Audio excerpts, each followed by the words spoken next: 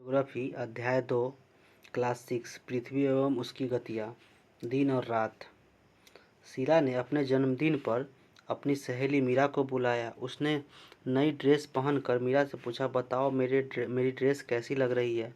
मीरा बोली, मुझे तुम्हारी पूरी ड्रेस ठीक से दिखाई नहीं दे रही है। शीला को लगा कि उसकी इतनी अच्छी ड्रेस उसको उसकी सहेली देख नहीं पा रही है, वह क्या करे। इन दोनों की बातें शीला के बड़े भाई राजीव सुन रहे थे। दोनों को अपने पास बुलाकर उन्होंने कहा, शीला तुम प्रकाश में जाओ और गोल घूम जाओ। शीला ने वैसे ही किया, जिससे मीरा को उसकी पूरी ड्रेस प्रकाश में दिखाई देने लगी। वह बोली, तुम्हारी ड्रेस बहुत सुंदर है। राजीव ने कहा, जब किसी वस्तु पर प्रकाश पड़ता है तो वह वस्तु स्पष्ट दिखाई देती है।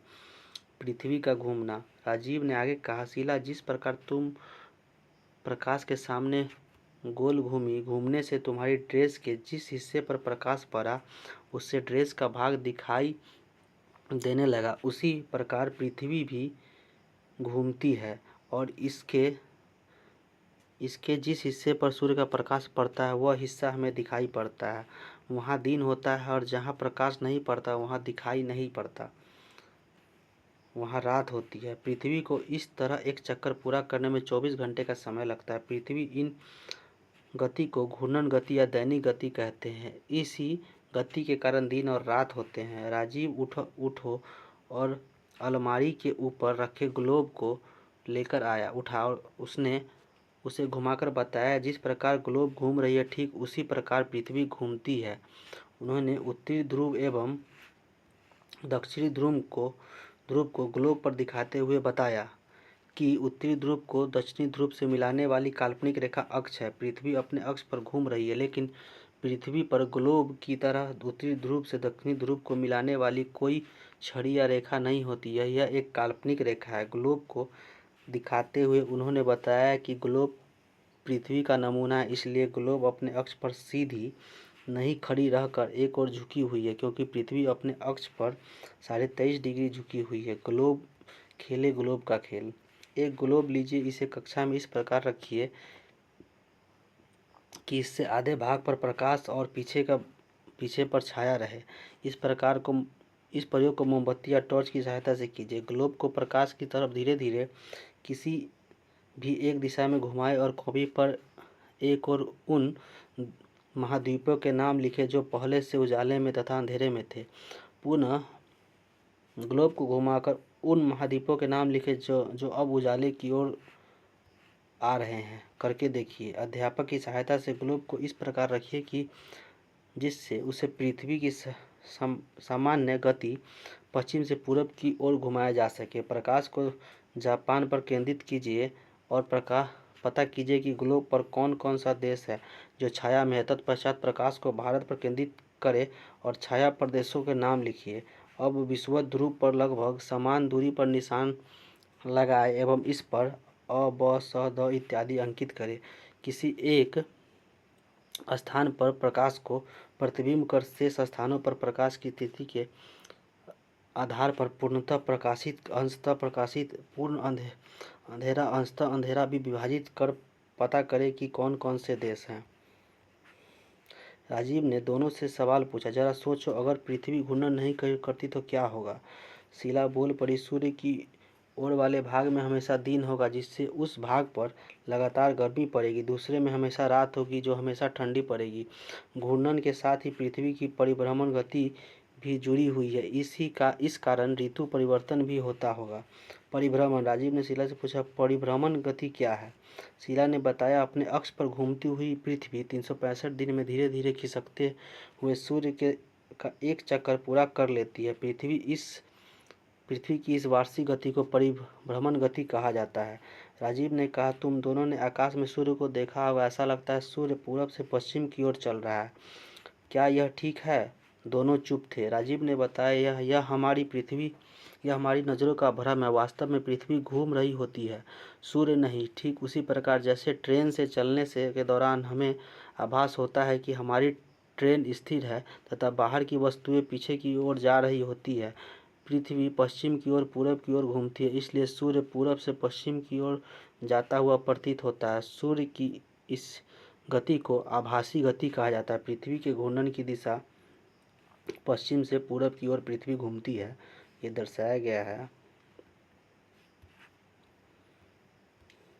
उन्होंने चित्र दिखाकर पूछा, कौन सा चित्र पृथ्वी की सूर्य की चारों ओर परिक्रमा को दर्शाता है? मीरा बोली, भैया क्या इन्हीं गति के कारण मौसम एवं ऋतुएं भी बदलते हैं?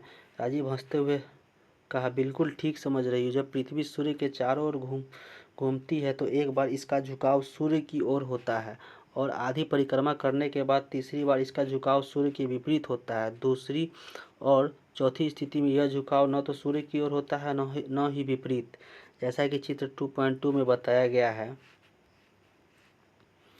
पृथ्वी की सूर्य की परिक्रमा यहाँ पे दर्शाया गया हुआ चित्र है। सूर्य है, विषुवत लंब पर लंब किरणें, यहाँ पे देखिए। उत्तर में दिन भर ग्रीष्म ऋतु, 21 जून को, दक्षिण में रात 23 सितंबर और यहाँ पे 22 दिसंबर, यहाँ पे 21 मार्च। जब पृथ्वी सूर्य की ओर झुकी हुई हो तो देखकर बताओ कि पृथ्वी का कौन सा गोलार्ध सूर्य के सामने है। यह कर राजीव ने चित्र को आगे कर दिया। दोनों उस चित्र को गौर से देखने लगे। मीरा ने कहा, भैया चित्र के अनुसार 21 जून को जब पृथ्वी का उत्तरी गोलार्ध सूर्य के सामने होता है उस समय सूर्य की किरणें सीधे कर्क रेखा पर पड़ती है। इस कारण उत्तरी गोलार्ध का अधिक हिस्सा प्रकाश में रहता है। यही कारण है कि उत्तरी गोलार्ध में दिन लंबे और रातें छोटी होती है। शाबाश, राजीव ने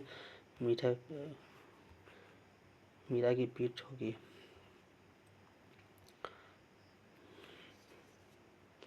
देखिए, उत्तर पूर्व में सूर्य की किरणें पड़ रही है। हमारा देश इसी गोलार्ध में ही है न भैया? हाँ, सही कह रही हो। देखो, उत्तरी ध्रुव पर सूर्य का प्रकाश लगातार 6 महीने पड़ता है, जिससे यहाँ 6 महीने लगातार दिन रहता है। ठीक उसी समय दक्षिणी ध्रुव में अंधेरा होता है। यही कारण है कि ध्रुवों में लगातार 6 महीने रात एवं 6 महीने दिन होता है। जून एवं दिसंबर की स्थिति। मीरा बोली, भैया तब तो पृथ्वी के घूर्णन के कारण ही दिन और रात होती है और परिभ्रमण के कारण मौसम भी बदलते। राजीव बोला, बिल्कुल ठीक, लेकिन दूसरा कारण पृथ्वी का झुकाव भी है। इससे दिए गए चित्र से समझ सकती हो। 21 जून को पृथ्वी के सूर्य की ओर झुके होने के कारण इस समय सूर्य की सीधी किरणें विषुवत रेखा के कुछ उत्तर में कर्क रेखा पर सीधी पड़ती है, जिसके कारण दिन की अवधि इस समय लंबी होती है। इस समय सूर्य का ताप अधिक मिलता है। फलतः इस समय उत्तरी गोलार्ध में गर्मी का मौसम होता है। हमारा देश उत्तरी गोलार्ध में है, इसलिए यहाँ जून में खूब गर्मी पड़ती है। इसी समय दक्षिणी गोलार्ध में सूर्य की किरणें तिरछी होती है, इसलिए वहाँ जून में सूर्य का ताप कम मिलता है और वहाँ जाड़े का मौसम होता है। शीला बोली, क्या सूर्य की स्थिति हर वक्त बदलती रहती है? राजीव ने कहा, नहीं, सूर्य के स्थिर होने के कारण उसकी स्थिति को हर वक्त एक सी होती है। पृथ्वी की स्थिति बदलती रहती है। 22 दिसंबर अर्थात 21 जून को 6 माह बाद पृथ्वी की सूर्य की आधी परिक्रमा करने के बाद सूर्य के दूसरी ओर पहुंच जाती है। इस समय पृथ्वी का झुकाव सूर्य के विपरीत होता है। इसी समय पृथ्वी के दक्षिणी गोलार्ध सूर्य के सामने होता है। सूर्य की किरणें मकर रेखा पर सीधी पड़ने लगती है, जिससे दक्षिणी गोलार्ध का अधिक हिस्सा प्रकाश में रहता है और कम हिस्सा अंधेरे में। इसलिए इस समय दक्षिणी गोलार्ध में दिन लंबे और रातें छोटी होती हैं। साथ ही इस गोलार्ध में अधिक तापमान होने से और ग्रीष्म ऋतु होती है। इसके विपरीत इस समय उत्तरी गोलार्ध में सूर्य की किरणें तिरछी पड़ती है, दिन छोटा होता है, इसलिए दिसंबर में यहाँ जाड़े की ऋतु होती है। बताइए, अपने देश में दिसंबर में अधिक ठंड क्यों पड़ती है? सितंबर और मार्च की स्थिति। मीरा ने पूछा, भैया फिर तो इस गति के कारण हर वक्त पृथ्वी की स्थिति बदलती रहती होगी। राजीव ने कहा, हाँ, अब तुम प्रत्येक 3 महीने की स्थिति को समझ सकती हो, जैसे कि 21 मार्च और 23 सितंबर की स्थिति। इस दिन पृथ्वी का झुकाव न तो सूर्य की ओर होता है और न ही उसके विपरीत। इस दिन सूर्य का प्रकाश सभी अक्षांशों रेखाओं को 2 बराबर भाग में काटता है, इसलिए दिन और रात की अवधि बराबर होती है। ये तिथियाँ समदिवारात्रि कहलाती हैं। इस समय पृथ्वी के बीचों बीच अर्थात विषुवत रेखा पर सूर्य की किरणें सीधी पड़ती है। यहाँ इन दोनों महीनों में अधिक गर्मी पड़ती है। उत्तरी एवं दक्षिणी गोलार्ध में न तो अधिक गर्मी होती है और न ही अधिक सर्दी। इन तिथियों पर हमारे देश के क्रमशः बसंत और शिशिर ऋतु होती है। राजीव ने शीला और मीरा से पूछा, अब तो तुम दोनों जान गई कि 21 जून को सूर्य कर्क रेखा पर सीधा चमकता है।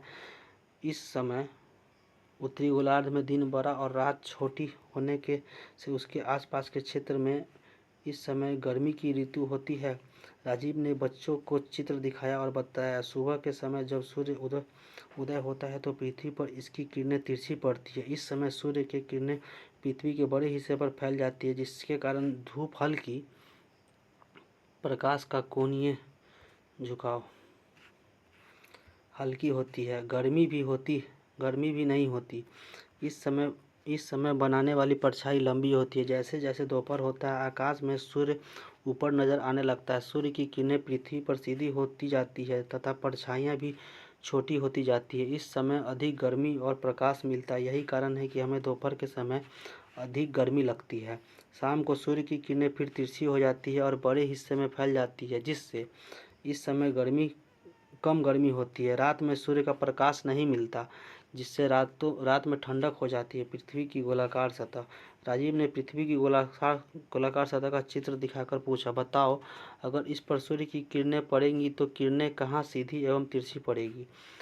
दोनों सहेलियां सोच में पड़ गई। मीरा बोली, भैया, हमारी पृथ्वी के गोलाकार होने से उसके सभी भाग पर सूर्य की सीधे किरणें नहीं पड़ेंगी। पृथ्वी की सूर्य किरणें का झुकाव। राजीव बोला, बिल्कुल सही। यदि हम पृथ्वी को उत्तर और दक्षिण में 2 बराबर हिस्सों में बांट दें तो बीच के हिस्से में सूर्य की किरणें लगभग हमेशा सीधी पड़ेगी। यहाँ सालों भर गर्मी पड़ती रहेगी। इस क्षेत्र को उष्णकटिबंधीय पेटी कहते हैं।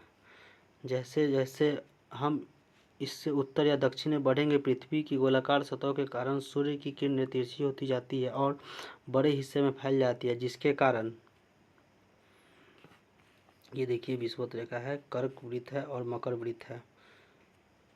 यहाँ पे उष्णकटिबंधीय क्षेत्र है और ये दक्षिण समशीतोष्ण और ये पे उत्तर समशीतोष्ण क्षेत्र है और यहाँ पे शीत क्षेत्र है।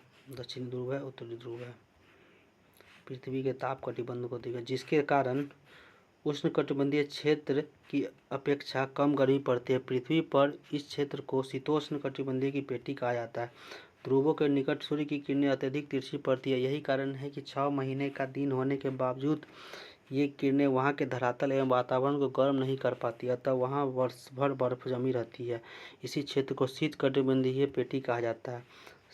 शीला बोल पड़ी, भैया, पृथ्वी के झुकाव तथा अक्षीय एवं वार्षिक गति के प्रभाव से ही तो मौसम बदलते रहते हैं। राजीव ने कहा, हाँ, यह सब इन्हीं कारणों से होता है।